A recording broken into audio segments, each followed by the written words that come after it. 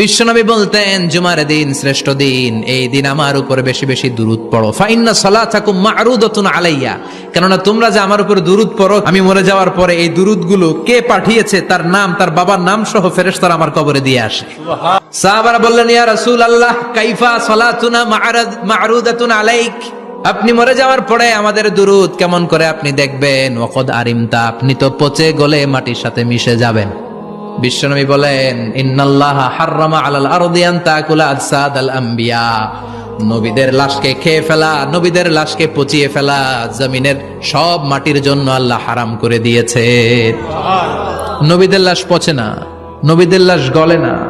যারাই বিশ্বনবীর উপর দুরূদ পড়বেন, আপনার নাম সহ, আপনার বাবার নাম সহ, মালাইকাতু সাইয়াহিন, একদল ফেরেশতা আছে শুধু রাউন্ড দেয় গোটা ওয়ার্ল্ডে।